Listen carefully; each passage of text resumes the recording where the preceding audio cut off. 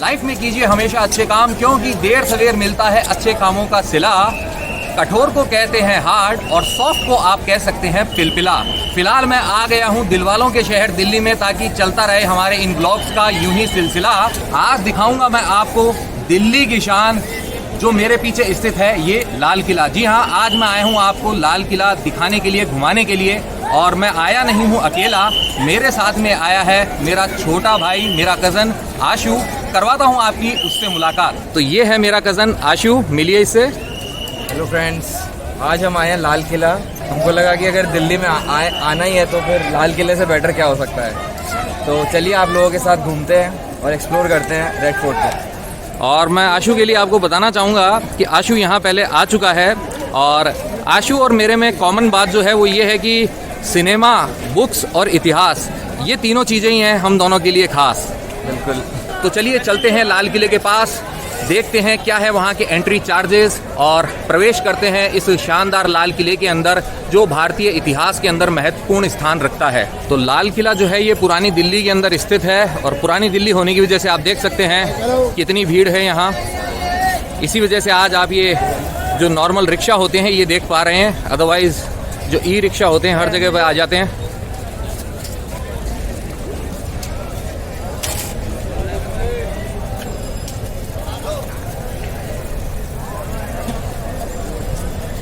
ये देखिए यहाँ पे है ये गौरी शंकर मंदिर चांदनी चौक का, और एक और बड़ा मंदिर है ये देखिए लाल किले के पास में लाल मंदिर। तो ये है दिगंबर जैन लाल मंदिर, लाल किले के बाहर स्थित।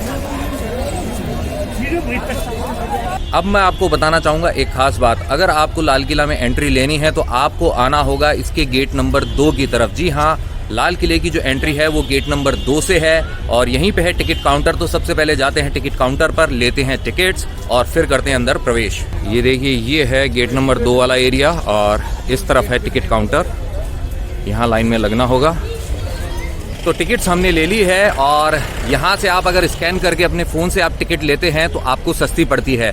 वैसे अगर आप टिकट लेते हैं तो 50 रुपीज़ पर पर्सन एंट्री चार्जेस हैं, और अगर आप म्यूज़ियम भी विजिट करना चाहते हैं तो वो चार्जेस मिला के आपको टिकट पड़ती है 80 रुपीज़। आशु ने अपने फ़ोन से स्कैन करके टिकट्स ली हैं, तो हम दोनों की टिकट्स जो पड़ी हैं वो पड़ी हैं 116 रुपये की। अगर हम वहाँ टिकट विंडो से लेते तो वो हम दोनों के लिए होती 160 रुपीज़, 80 160 रुपये। तो आप ऐसे टिकट लेंगे तो आपका फ़ायदा है। तो टिकट लेने के बाद में अब हम करेंगे लाल किले में प्रवेश। लेकिन उससे पहले मैं आपको बताना चाहूँगा कि लाल किला इसका नाम कैसे पड़ा है। लाल किला इसका असली नाम नहीं था, इसको बनवाने वाले थे मुग़ल बादशाह शाहजहाँ, जिन्होंने इसका निर्माण कार्य शुरू करवाया था 1638 के अंदर, और तब उन्होंने इसका नाम रखा था किला ए मुबारक। कहा जाता है कि शाहजहाँ जो है अपनी बेगम जो मुमताज़ महल थी उसकी मृत्यु के बाद में थोड़े दुखी थे, आगरा में नहीं रहना चाहते थे, इस वजह से वो वहाँ से शिफ्ट करना चाहते थे दिल्ली। और साथ ही उनकी ये इच्छा थी कि मैं जो भी किला बनवाऊँ वह आगरा का किला उनको छोटा लगता था, आगरा का किला और जो लाहौर का किला है इससे विशाल किला बनवाऊँ। तो इस वजह से उन्होंने दिल्ली का ये जो स्थान है इस स्थान को चुना। और कहा जाता है कि यहाँ पर पहले एक पुराना किला हुआ करता था जिसे लाल कोट का किला भी कहते हैं कुछ इतिहासकार, और कहा जाता है वह किला होता था तब पृथ्वीराज चौहान का। तो लाल कोट के किले के स्थान पर यहाँ पर निर्माण हुआ इस लाल किले का। तो इस तरीके से शाहजहाँ ने यहाँ पर बनवाया ये किला ए मुबारक, जो कहलाता है लाल किला। और निर्माण शुरू हुआ था 1638 के अंदर और निर्माण पूरा हुआ था 1648 के अंदर, यानी कि लगभग 10 वर्षों का समय इसके अंदर लगा था। और निर्माण कार्य जो मुख्य रूप से जिसने भूमिका निभाई थी इसके अंदर वो थे उस्ताद अहमद लाहौरी, जिन्होंने ताजमहल का भी निर्माण कराया था अपनी देखरेख के अंदर। तो इस तरीके से लाल किले का निर्माण भी उन्होंने करवाया था। तो ये जो लाल किला है इसका निर्माण लाल पत्थर से तो हुआ ही था, साथ ही इसमें प्रयोग किया गया था सफ़ेद पत्थर भी, क्योंकि शाहजहां के जो फेवरेट रंग थे तो वो थे लाल और सफ़ेद। तो इस वजह से लाल और सफ़ेद पत्थरों का इस्तेमाल किया गया, लेकिन मुख्य रूप से जो दिखाई देता है वह लाल पत्थर दिखाई देता है। और कहा जाता है कि इसके लिए जो निर्माण के लिए लाल पत्थर लाया गया था, नदी के माध्यम से वो फतेहपुर सीकरी से लाया गया था, ऐसा कहा जाता है। और ये जो पीछे आप दीवार देख रहे हैं किले की, ये जो दीवार है परकोटा है, यह जो है लगभग 2.5 किलोमीटर लंबा है। और इसकी जो प्राचीर की जो ऊंचाई है 3 भागों से यह जो यमुना नदी से घिरा हुआ होता था, तो नदी वाला जो भाग है उसकी ऊंचाई होती थी 60 फुट, और जो शहर को फेसिंग करता हुआ हिस्सा था उसकी ऊंचाई होती थी लगभग 110 फुट। इस तरीके से किले का प्राचीर इसको सुरक्षा देने के लिए बनाया गया था। और लाल किला जो है दूसरे किलों के जैसे पहाड़ी पर स्थित नहीं है, एक समतल भूभाग पर है। तो इसको सुरक्षा देने के लिए इस किले के चारों तरफ खोदी गई थी खाई। जी हाँ, वो आप मेरे पीछे देख सकते हैं, लगभग 30 फुट गहरी खाई खोदी गई थी। अभी उतनी गहरी नहीं है, लेकिन आप देख सकते हैं कितनी गहरी अभी। ये देख रहे हैं आप इसकी दीवार, 60 फुट ऊंची दीवार। और यहाँ आप देख सकते हैं इस तरीके से खाई। इसके अंदर कभी बहता था यमुना नदी का जल। फिलहाल यमुना नदी जो है काफ़ी दूरी पर जा चुकी है, इसलिए इसमें पानी नहीं है।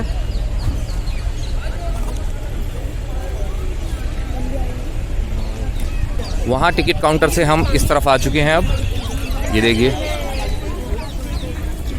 अब हम बढ़ रहे हैं इसके एंट्री गेट की तरफ, जो कहलाता है लाहौरी दरवाज़ा। और इसका नाम लाहौरी दरवाज़ा क्यों पड़ा, आप अंदाज़ा लगा सकते हैं कि लाहौर की तरफ फेसिंग करता हुआ था, इसलिए यह कहलाता था लाहौरी दरवाज़ा या लाहौरी गेट। तो अब क्यों करें हम लेट, चलते हैं सीधा वहीं पर। ये देखिए, आज है सैटरडे, तो बहुत सारी जनता आई हुई है अभी। वैसे भी जो लाल किला है दिल्ली के सबसे प्रमुख दर्शनीय स्थल जो है उनके अंदर आता है, टॉप पे ही आता है। तो यहाँ पर तो जो दिल्ली आएगा घूमने के लिए यहाँ तो आएगा ही आएगा, जैसे कि मैं भी आया हूँ। वैसे दिल्ली तो मैं कई बार आया था, लेकिन लाल किला देखने का कभी मुहूर्त हुआ ही नहीं था, लेकिन आज तो आना ही था। हाँ बिल्कुल, मैंने विजिट किया है पहले, लेकिन इस बार भैया के साथ घूमने का अलग ही मज़ा आ रहा है। इनके साथ काफ़ी इन्फॉर्मेशन मिल रही है जो मुझे पहले नहीं पता थी। तो अभी आगे देखते हैं और क्या क्या बताते हैं भैया। ठीक है,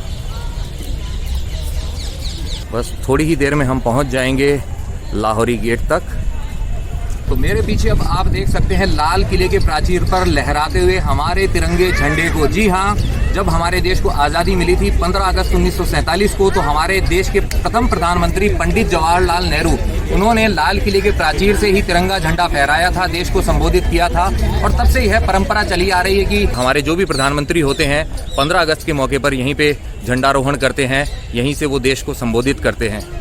ये देखिए, इसके चारों तरफ वाली खाई को एक बार फिर से आप, 3 दिशाओं में ये थी और आगे इस पर बना हुआ था एक पुल। अब हम बढ़ रहे हैं किले के सामने वाले हिस्से की तरफ। अंदर एंट्री से पहले आपको एक बार फिर से दिखाना चाहूँगा यहाँ का फ्रंट वाला जो पोर्शन है उसको, लेकिन ये क्लोज़र व्यू है। पहले आपने दूर दर्शन किया था इसका। यहाँ से हमें जाना होगा उस तरफ। यहाँ पर जो ये पुल बना हुआ आप देख रहे हैं यहाँ पे, तो ये जो पीछे आप पुल देख रहे हैं, पक्का पुल जो बना हुआ है, इसे पक्का करवाया था अंग्रेज़ों ने जब अंग्रेज़ों का कब्जा हो गया था लाल किले के ऊपर। शाहजहां ने जिस टाइम पे इसको बनवाया था उस टाइम पे यहाँ पर होता था लकड़ी का पुल जो खुल जाया करता था, ताकि दुश्मन सेना जो है वो अंदर नहीं आ सके। लेकिन बाद में अंग्रेज़ों द्वारा पक्का करवा दिया गया और इसी पुल से हम एंट्री लेंगे, किले के अंदर जाएंगे लाहौरी दरवाजे तक। तो आइए मेरे साथ।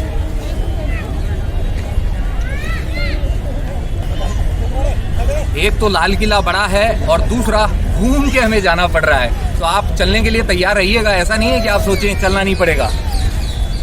यहाँ भी है लाइन, जी हाँ, हमें भी यहाँ लगना पड़ेगा।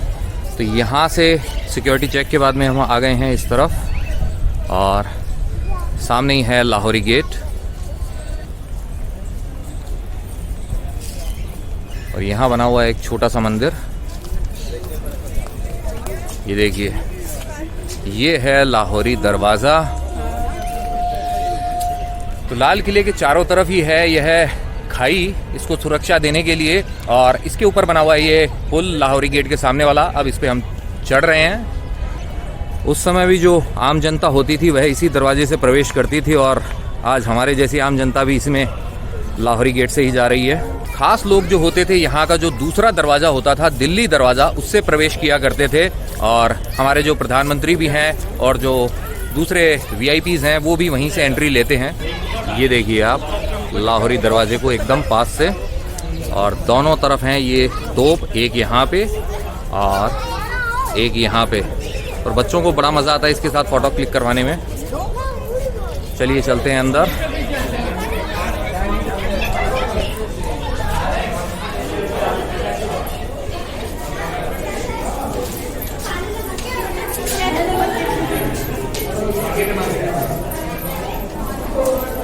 ये देखिए, लाहौरी गेट से अंदर आते ही ऐसा व्यू आता है। ये देखिए, वो देखिए आप तिरंगे झंडे को। आशु भी लगा हुआ है फोटोग्राफी के अंदर और काफ़ी अच्छी फ़ोटोज़ क्लिक करता है ये। चलिए चलते हैं अंदर और दिखाते हैं आपको क्या है इसमें खास। ये जो सामने आप एरिया देख रहे हैं, यह कहलाता था मीना बाज़ार। जी हाँ, आज जहाँ पे आप दुकानें देख रहे हैं,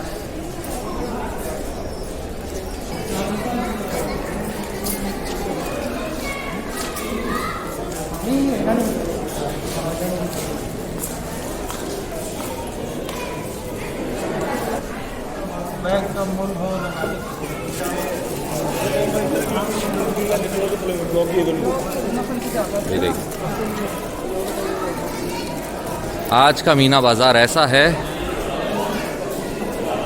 और पुराने ज़माने का जो मीना बाज़ार होता था, इसके अंदर यहाँ पे जो शाही परिवार के जो लोग होते थे, उनके लिए जो रेशमी वस्त्र होते थे, आभूषण होते थे या और ज़रूरत की चीज़ें होती थी, वो यहाँ पर बिकती थी। यहाँ पे मार्केट लगा करता था, कहलाता था मीना बाज़ार।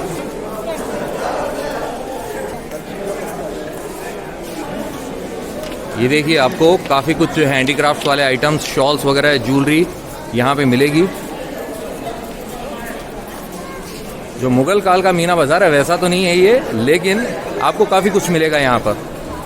तो ये जो मीना बाज़ार आपने देखा है, इसे पहले छत्ता बाज़ार भी बोला जाता था।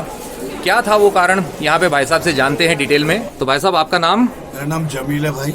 तो जमील भाई, ज़रा बताइए इस बाज़ार के बारे में। छत्ता बाजार का मतलब होता है कवर्ड। हाँ जी, ऊपर से सारे तरफ से कवर्ड, इसको छत्ता बाजार बोला जाता है इसीलिए। और पुराना मीना बाजार इसलिए बोला जाता है क्योंकि ये लेडीज का बाजार होता था। शॉपिंग करने में राजा महारानी की औरतें, लेडीजें आती थी, इसलिए मीना बाजार बोला जाता था इसको। ये ऐतिहासिक बाजार है, 300-400 साल पुराना बाजार है ये। जब से ये परंपरा चली आ रही है, ये लेडीज का सामान ज्यादा मिलता है। और आपकी ये शॉप कब से है? ये सर हैंडीक्राफ्ट सोल्ड है, 100 साल पुरानी है। क्या बात है। सारी दुकानें 100 साल पुरानी है। यहाँ बड़े बड़े पुराने ऐतिहासिक बैठे हैं। आप जाएंगे, आप सबसे बातचीत कीजिए। ये बहुत सस्ता और टिकाऊ और अच्छी चीजें मिलती है इस बाजार में। आप पूरी दिल्ली में नहीं ले पाएंगे जितनी वैरायटी यहाँ मिल जाएगी। एक ही जगह, एक ही छत के नीचे सब मिल जाएगी। ऐसे ही एक बाजार पेशावर में होता था, उसी को राजा ने देख के ये छत्ता बाजार बनाया था। ओके, इंस्पिरेशन वहाँ से आई थी। जी जी जी जी जी। वहाँ एक बाजार ऐसा होता था, जब वो मुगल बादशाहों ने वहाँ बाजार देखा, वहाँ गए, उसकी नकल यहाँ की गई है। ये देखिए आप, रंग बिरंगे स्टोन्स जो हैं, मल्टी कलर भी है, सिंगल कलर भी है। तो चलिए अब चलते हैं आगे, छत्ता बाजार को करके पार। फॉरेनर सब दिखाई दे रहे हैं, तो उम्मीद करते हैं जल्दी कोरोना का असर ख़त्म होगा और फिर से जो हमारी टूरिज़्म इंडस्ट्री है उसमें बूम आएगा। नॉर्मली जो हमारा वर्ड गेम सेगमेंट होता है, मैं थोड़ी देर बाद में किया करता हूँ, लेकिन मीना बाज़ार में आज यहाँ आने के बाद में मेरी इच्छा हो रही है कि जो हमारा वर्ड गेम सेगमेंट है वो यहीं पे कर लिया जाए। क्योंकि आज मैं जो गाना गाने वाला हूँ आपके लिए, वो इस बाज़ार के कनेक्शन वाला ही है। यहाँ आने के बाद में जो आज मैं आपको वर्ड दूंगा वो है कजरा। जी हाँ, आज कजरा वर्ड वाला जो सॉन्ग है आपको कमेंट के रूप में मुझ तक पहुँचाना है। गाना इस वर्ड से शुरू हो ऐसा कंपल्शन नहीं है, बस यह वर्ड होना चाहिए इस गाने के अंदर, आपकी पसंद के गाने के अंदर। तो आपके लिए जो मेरा सॉन्ग है आज वाला वो है ये। कजरा मोहब्बत वाला अखियों में ऐसा डाला, कजरे ने ले ली मेरी जान, हाय रे मैं तेरे कुर्बान। आई कहाँ से गोरी अखियों में प्यार लेके, दिल्ली शहर का सारा मीना बाजार लेके, कुर्ता ये जाली वाला, उस पे मोतियन की माला, कुर्दे ने ले ली मेरी जान, अरे मैं तेरे कुर्बान। तो ये सॉन्ग था मेरा आपके लिए। अब आपकी पसंद का गाना जिसमें हो वर्ड कजरा आपको है मुझ तक पहुंचाना। तो चलिए अब चलते हैं आगे और करते हैं लाल किला दर्शन। तो इस दरवाजे से हम आ गए हैं बाहर की तरफ। ये है मीना बाजार, छत्ता बाजार, और आप इस एरिया को देख रहे हैं, यह कहलाता है छत्ता चौक। जी हाँ, ये वाला आप जो देख रहे हैं छत्ता चौक कहलाता है। और सामने जो आप देख रहे हैं बिल्डिंग, वो कहलाती है नौबत खाना। क्या है उसके बारे में जानकारी आपको पास चल के ही दूंगा। तो मेरे पीछे जो आप ये देख रहे हैं विक्टोरियन स्टाइल की बिल्डिंग्स, यह निर्माण किया गया था अंग्रेजों के द्वारा जब अंग्रेजों का हो गया था लाल किले पे अधिकार 1857 की क्रांति के बाद। तो ये जो है उनके सैनिकों के लिए बैरक्स बनाई गई थी और विक्टोरियन शैली की हैं। तो चलिए विक्टोरियन स्टाइल को देख लिया, आप देखते हैं मुगल स्टाइल को। एक बार आप ज़रा चारों तरफ का व्यू भी देख लीजिए। ये देखिए, यह काफ़ी खुला खुला एरिया है और यहाँ पर होते थे बहुत अलग अलग बगीचे जिनको अंग्रेज़ों ने तहस नहस कर दिया था। 80% एरिया जो है उन्होंने नष्ट कर दिया था।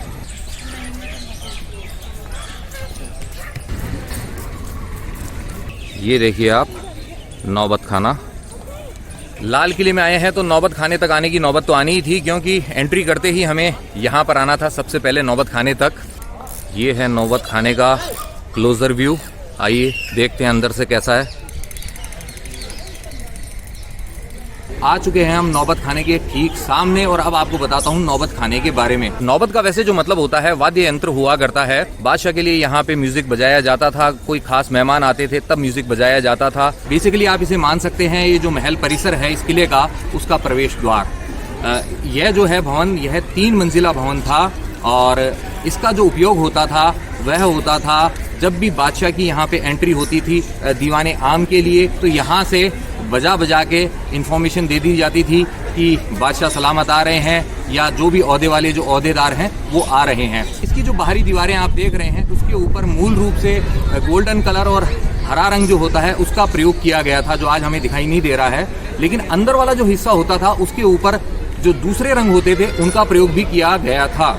तो देखते हैं कुछ अंदर भी हमें दिखाई देता है कि नहीं, क्योंकि बाहर नहीं दिखाई दे रहा है, सिर्फ वाइट ही दिखाई दे रहा है। और इसके पीछे से हमें झलक मिल रही है दीवाने आम की। 3 मंजिला यह हुआ करता था और बाहर से सफ़ेद है और अंदर की तरफ आप देख सकते हैं हल्का फुल्का जो कुछ है वो दिखाई दे रहा है। और यहाँ आप देख सकते हैं कार्विंग की हुई है।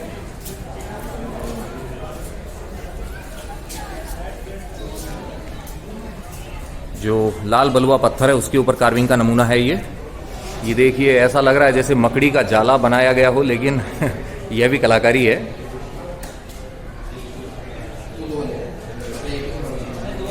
और यहाँ से सामने दिखाई दे रहा है हमें दीवाने आम।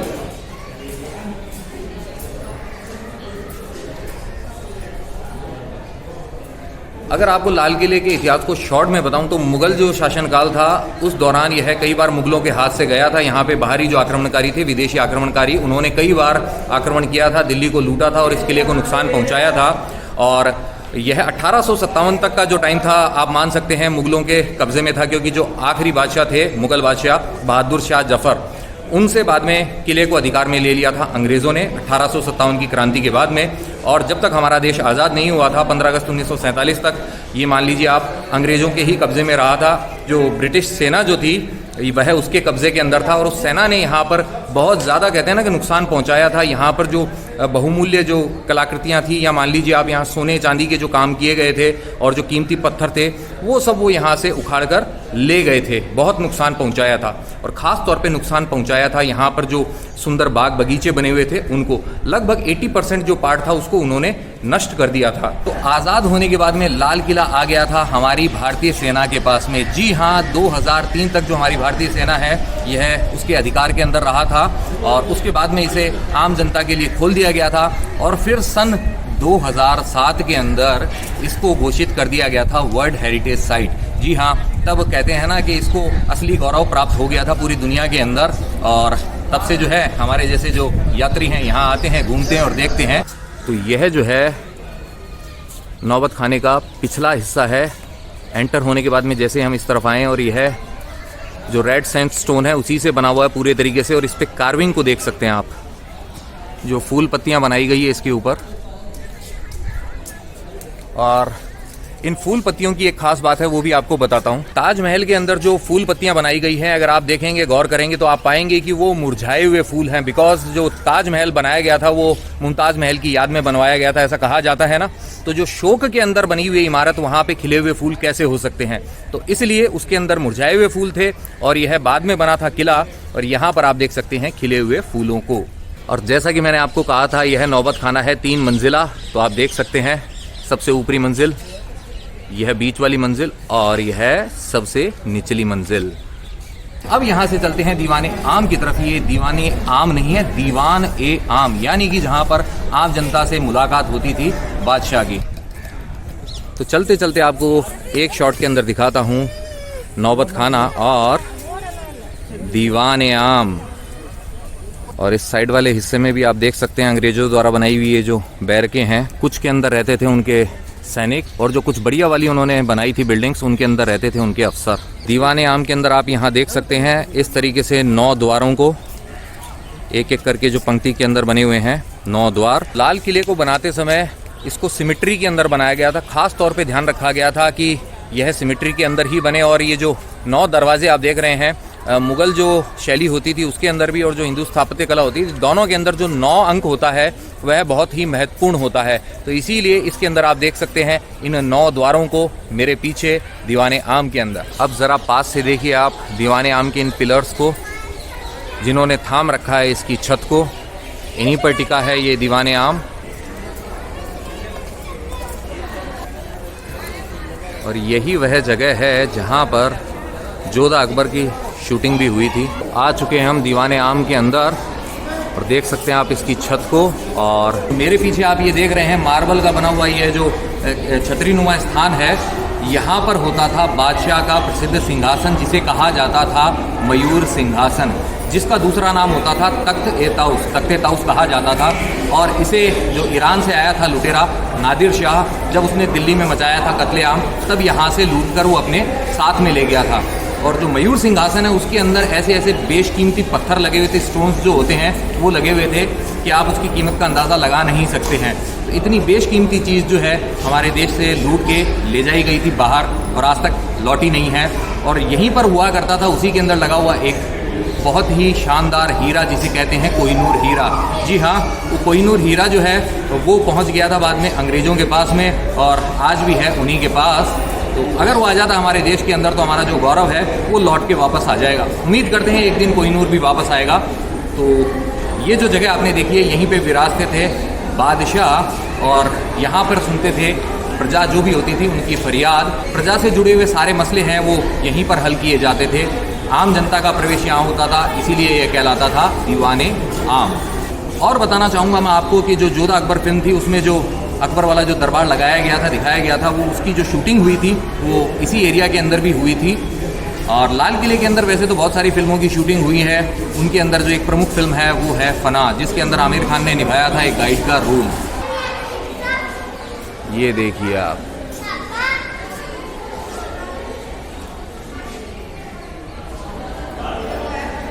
और यहाँ आप इसके पास देख सकते हैं इस झरोखे को। मुगल काल के अंदर पर्दा प्रथा का प्रचलन था। जो बेगमें होती थी वो ऐसे आ नहीं सकती थी सामने, तो वो जो झरोखे हुआ करते थे उनसे ही कार्रवाई को देखा करती थी कि क्या कार्रवाई चल रही है पर्दे के पीछे छुपकर। और यहाँ पे आशु हेल्प करते हुए लोगों के लिए फ़ोटोज़ क्लिक कर रहा है। जैसा कि मैंने आपको बताया था कि लाल किले को सिमेट्री में बनाया गया है और आप देख सकते हैं यहाँ दीवाने आम से सामने देख सकते हैं आप नौबत खाना, और इसके भी आगे आप देख सकते हैं मीना बाज़ार वाला जो छत्ता चौक के अंदर मीना बाज़ार छत्ता बाज़ार था उसके दरवाजे को, और उससे आगे आप देख सकते हैं वहाँ पे लाहौरी गेट से एंटर होने वाले एरिए को। तो लाल किले में प्रविष्ट होने वाले हर इंसान के ऊपर उस टाइम पे बादशाह की नज़र पड़ सके, इसलिए इसको इस तरीके से एक सीध के अंदर बनाया गया था। और ये है दीवाने आम का पिछला हिस्सा, और यहाँ पे बैठे हैं ये 2 दीवाने कौए। तो दीवाने आम के दर्शन के बाद में हम दीवाने इतिहास के दीवाने जाते हैं एक ख़ास स्थान की तरफ। कौन सा है वो स्थान अभी पता चलेगा आपको थोड़ी देर में।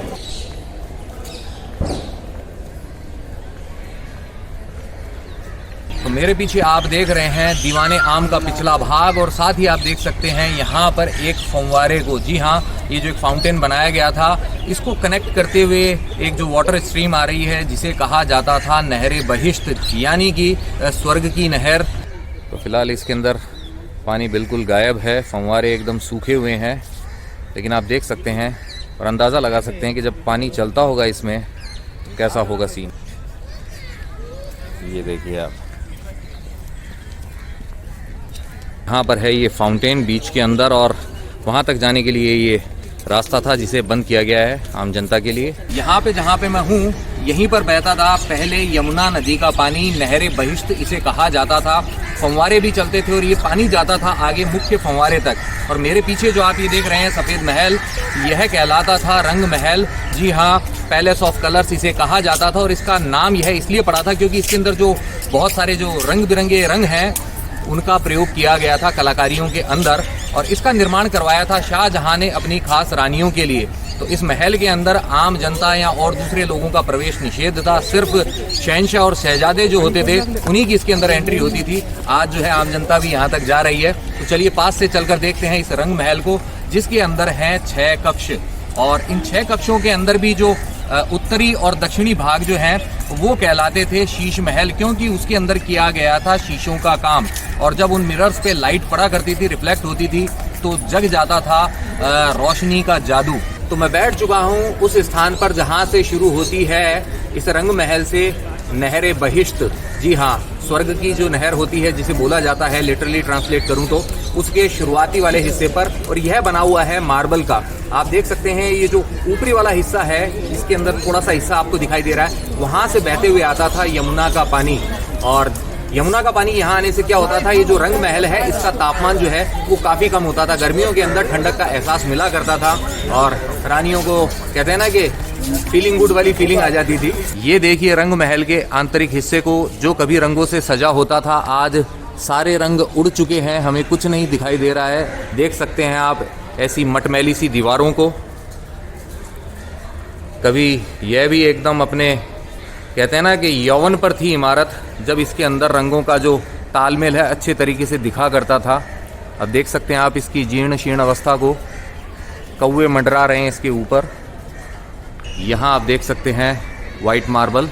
जब इसे बनाया गया था तब इसके अंदर काफ़ी कीमती चीज़ों का प्रयोग भी किया गया था, लेकिन दिल्ली के ऊपर बहुत बार आक्रमण हुए थे, इसको इतनी बार लूटा गया था। कभी रोहिल्लों ने इसको लूटा था, कभी नादिर शाह आया था और कभी अब्दाली यहाँ पर आया था।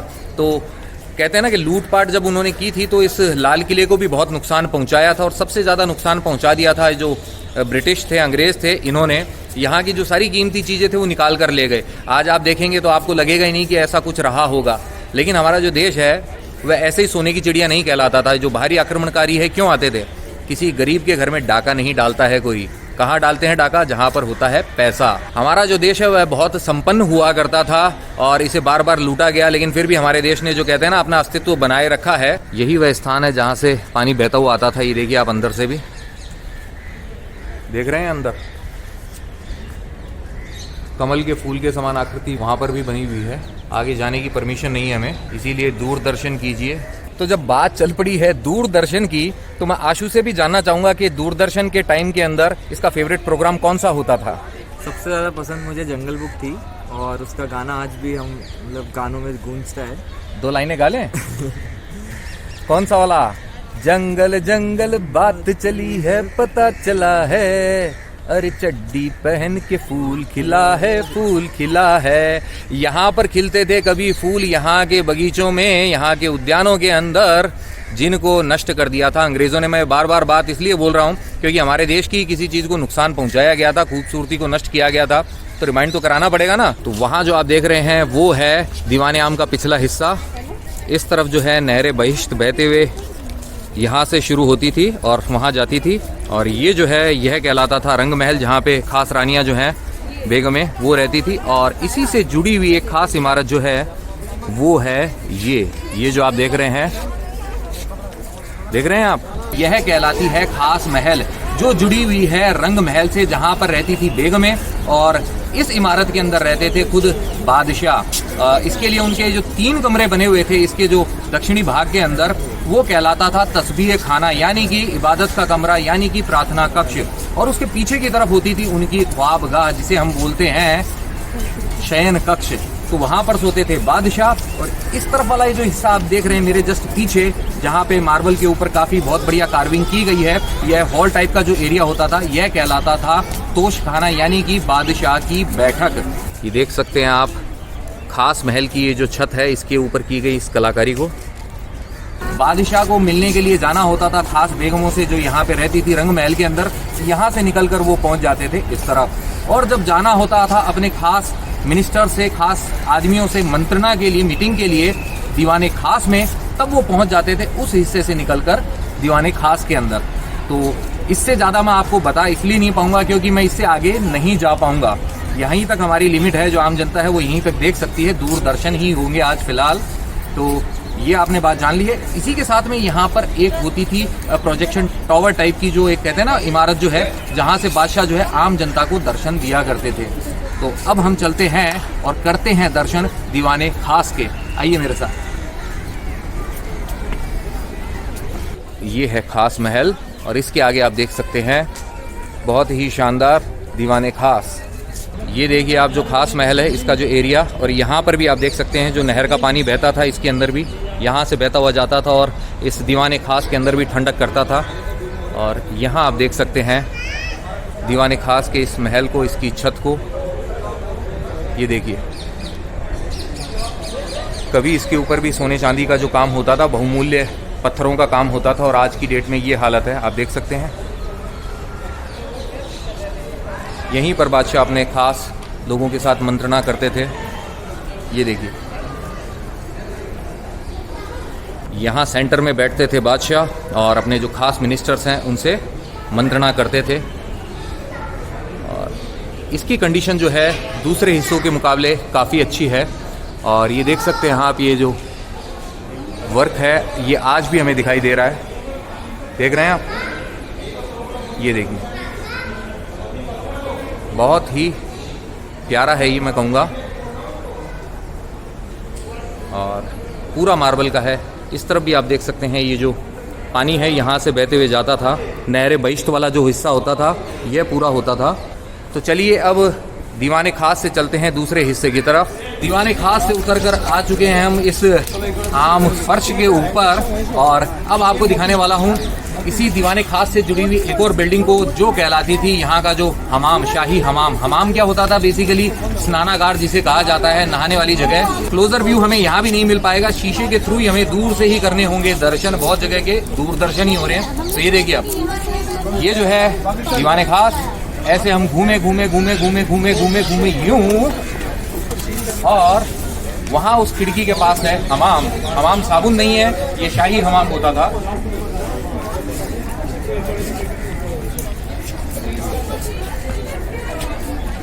बड़ा प्रयास करना पड़ रहा है दोस्तों देखने के लिए। कांच जो है वो भी धुंधला सा है, तो सरकार को थोड़ा ध्यान देना चाहिए। आम जनता जो देखने के लिए आ रही है उसको अच्छे तरीके से देख पाए। इस हमाम के गंदे कांच के थ्रू मैं आपको दिखाने का प्रयास कर रहा हूँ इस हमाम को। ये देखिए, कांच गंदा है तो गंदा ही बोलूँगा ना मैं। यहाँ पे नहाते थे शाही लोग, बादशाह सलामत और जो शहजादे होते थे उन्हीं को होती थी इजाज़त। इसके फर्श को आप देख सकते हैं, दिखाई दे रहा है, इस पे अच्छा काम किया हुआ है। ये है हमाम की दीवार, ये देखिए,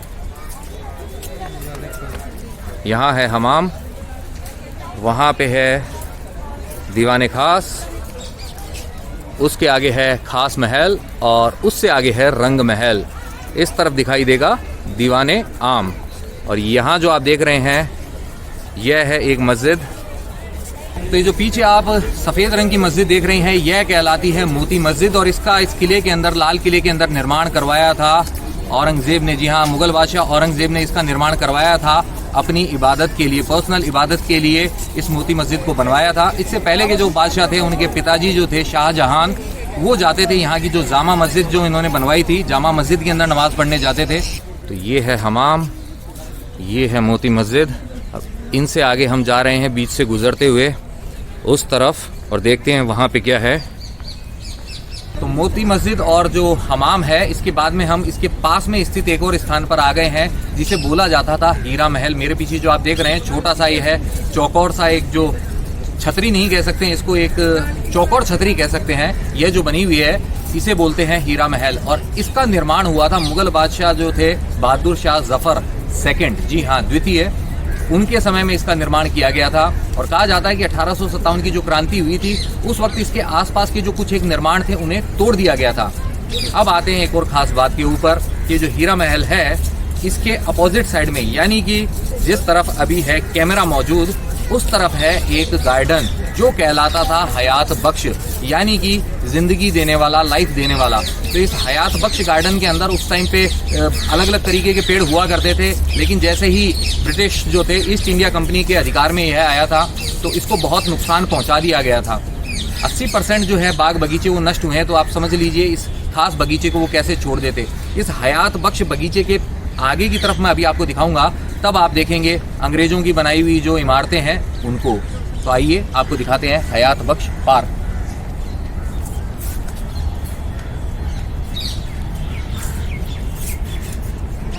ये है हयात बख्श गार्डन, जहां पर कभी कहते हैं ना नज़ारा कुछ और ही होता था। अगर इसको यह नाम दिया गया था तो यूं ही नाम नहीं दिया गया था ना। सोच सकते हैं आप आज की डेट में क्या है, ये जो घास है इसको भी आप देख सकते हैं, ये भी पूरी नहीं उगी हुई है। तो सरकार को इसको थोड़ा सा कहते हैं ना कि डेवलप करने का प्रयास करना चाहिए। कुछ पेड़ पौधे लगा दे, दूसरी जगह भी लगाते हैं, यहाँ पर भी लगाइए, ताकि वो एक फील आए। अभी इसको बगीचे जैसी फील नहीं आ रही। एक नॉर्मल जो गार्डन होता है कहीं भी दिख जाता है कॉलोनीज के अंदर बने हुए, ये वैसा लग रहा है। और इसके पीछे की तरफ जो आप देख रहे हैं विक्टोरियन स्टाइल्स की बनी हुई जो बिल्डिंग्स है, यह सब अंग्रेजों के द्वारा ही बनाई गई थी। इनमें बहुत सारी बिल्डिंग्स को म्यूजियम बना दिया गया है। तो जैसे ही यहाँ का अभियान पूरा होता है, हम प्रयास करेंगे म्यूजियम्स के अंदर भी जाने का। वक्त रहना चाहिए, अगर वक्त हमारे हाथ से निकल गया तो हमारी एंट्री नहीं हो पाएगी। आइए अब आपको यहाँ से लेके चलता हूँ और दिखाता हूँ दो खास बिल्डिंग्स और। आइए,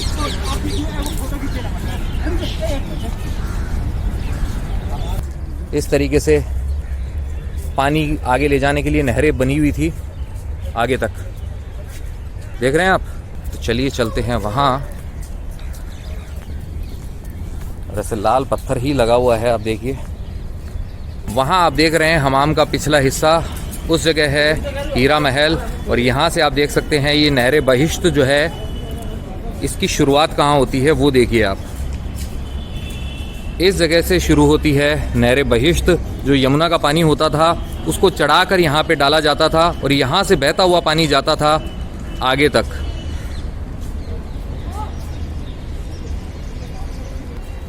मार्बल का जो काम है काला पड़ गया है, लेकिन फिर भी उतनी बुरी स्थिति में नहीं है जैसे कि और इमारतें थी। रंग महल की हालत बहुत ख़राब थी।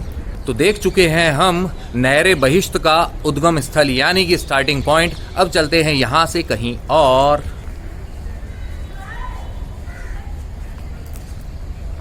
तो यहाँ जो आप देख रहे हैं यह कहलाता है आज की डेट में हेरिटेज टी हाउस। ये देखिए,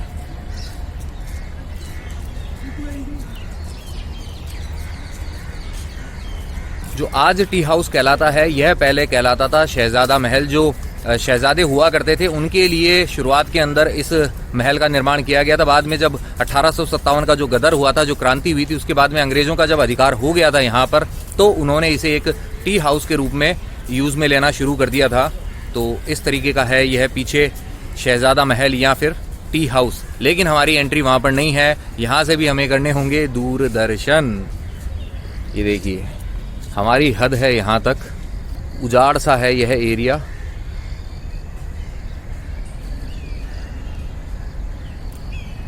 उस तरफ भी हमें पुरानी इमारत दिखाई दे रही है।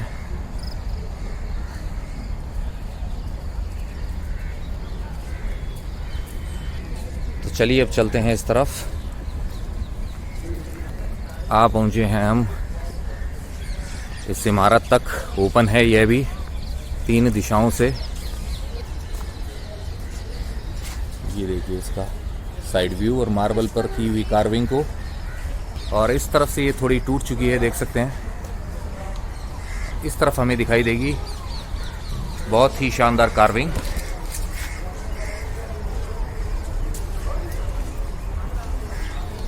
तीन तरफ से यह ओपन है। मेरे पीछे जो आप ये देख रहे हैं भवन बना हुआ, यह कहलाता था सावन। और ऐसा का ऐसा ही एक और जो भवन है मेरे सामने की तरफ बना हुआ है, जो आपको थोड़ी देर में दिखाऊंगा, वह कहलाता था भादो। खास बात यह है कि आपने अब तक जो इमारतें देखी हैं उनके नाम जो है वो अरेबियन स्टाइल जो होती थी, अरेबिक स्टाइल, उसके अंदर होते थे। लेकिन ये जो 2 इमारतें बनी हुई हैं इनके नाम जो हिंदू नाम है वो रखे गए हैं। और रखे गए हैं जो वर्षा की जो 2 ऋतुएं होती है उनके ऊपर। तो वर्षा के महीने के अंदर इस हयात बख्श बाग की जो खूबसूरती है वह काफ़ी बढ़ जाती थी। तो यहाँ से उसका करते थे बादशाह और जो खास रानियाँ हैं उसका दीदार। इन्हीं सावन भादो जो महल बने हुए हैं इन्हीं से। और देखने में ये दोनों बिल्कुल एक जैसे ही लगते हैं, लेकिन इनके अंदर की जो संरचना है उसके अंदर थोड़ा बहुत डिफरेंस है। तो पहले हम देखते हैं सावन को, उसके बाद में देखेंगे भादो को। आइए।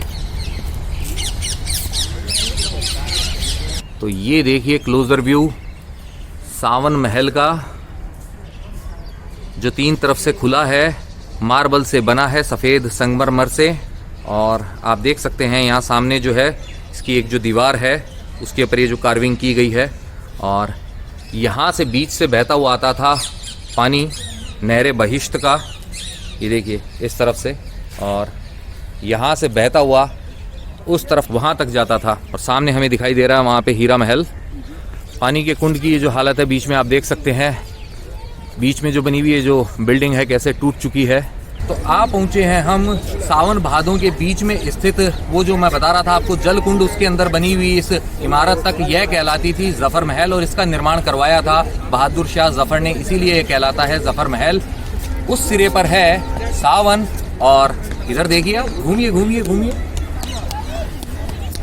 ये जो आप देख रहे हैं ये है भादो। तो इन दोनों के बीच में है ये जफर महल। नहरे बहिश्त का जो पानी है वो इसके अंदर आता था पहले, यानी कि यमुना जल जो होता था वह होता था इसके अंदर। और आज की जो हालत आप देख रहे हैं, और इस तरफ भी आप देख सकते हैं किस तरीके से कलाकारी की गई है। तो लीजिए अब आपको सावन और भादो जो है एक ही शॉट के अंदर दिखाता हूँ। पहले आप देख रहे हैं सावन पीछे दिखाई दे रहा है आपको। अब मेरे साथ धीरे धीरे धीरे धीरे घूमिए घूमिए घूमिए घूमिए घूमिए, ये आ गया कुंड, और कुंड के आगे आप अब इस तरफ देख रहे हैं भादो। तो नहरे बहिश्त का पानी यहाँ भादो तक भी पहुँचता था इस रास्ते से। और अब हम चलते हैं विक्टोरियन स्टाइल वाली बिल्डिंग्स की तरफ, जो आज तब्दील कर दी गई है म्यूज़ियम के रूप में। जब शाहजहाँ ने यहाँ पर लाल किले का निर्माण कराया था, किला मुबारक का निर्माण करवाया था, तो दिल्ली का नाम पड़ गया था तब शाहजहानाबाद, और बाद में दिल्ली जो है वापस से दिल्ली बनी थी। तो ये वो इमारतें हैं जिनको बनाया था अंग्रेज़ों ने, जो मूल निर्माण नहीं था लाल किले का। एक अच्छी बात यह है कि लाल किले में अभी भी मेरे को हरियाली दिखाई दे रही है, बहुत सारे पेड़ हैं, तो यह एक अच्छी बात है। दिल्ली के अंदर पॉल्यूशन भी काफ़ी रहता है, तो ये जो इतने सारे वृक्ष लगे हुए हैं, हरे भरे वृक्ष, यह ऑक्सीजन का जो कोटा है उसके अंदर अपनी सप्लाई दे के उसके अंदर इजाफा करते रहते हैं। आगे भी काफ़ी खुला खुला एरिया है इस तरफ। और यहाँ ये क्या है, यहाँ भी कुछ है, लेकिन जनता जा रही है उस तरफ, तो हमें भी वहीं जाना होगा। तो दोस्तों आप पहुँचे हैं हम म्यूज़ियम तक, लेकिन अफसोस की बात यह है कि 5 से भी ज़्यादा टाइम हो चुका है। 9 से 5 बजे तक का होता है समय म्यूज़ियम्स के लिए। और यहाँ पे जो है टोटल 5 म्यूज़ियम है, जो ये ब्रिटिश काल की इमारतें जो बनी हुई हैं उन्हीं के अंदर। और कौन कौन से म्यूज़ियम्स हैं मैं आपको इन शॉर्ट बता देता हूँ। एक म्यूज़ियम है वो डेडिकेटेड है 1857 की क्रांति के नाम। दूसरा वाला जो है उसके अंदर जो है आज़ादी के दीवाने, यानी कि हमारे जो भी आज़ादी के लिए लड़ने वाले जो स्वतंत्रता सेनानी थे, क्रांतिकारी थे, उनके बारे में इंफॉर्मेशन है। तीसरा वाला जो एक है वो है नेताजी सुभाष चंद्र बोस, उनके जीवन से जुड़ा हुआ। जो सुभाष चंद्र बोस हैं उन्होंने आज़ादी के लिए जो अपना योगदान दिया था वो हम उस म्यूज़ियम के अंदर देख सकते हैं। और इन्हीं में जो एक और म्यूज़ियम है उसके अंदर जो है जलियांवाला बाग के अंदर जो कांड किया था जनरल डायर ने, उससे जो रिलेटेड जो सारा कंटेंट है, जो जानकारी है, जो चीज़ें हैं, वो सब आपको उसके अंदर देखने को मिलेगी। तो है बहुत सारी इंटरेस्टिंग चीज़ें इसके अंदर, हम नहीं जा पा रहे हैं, ये हमारा कह सकते हैं दुर्भाग्य है, क्योंकि हमने समय का ध्यान नहीं रखा और जो 5 बजे की समय सीमा है वो समाप्त हो गई।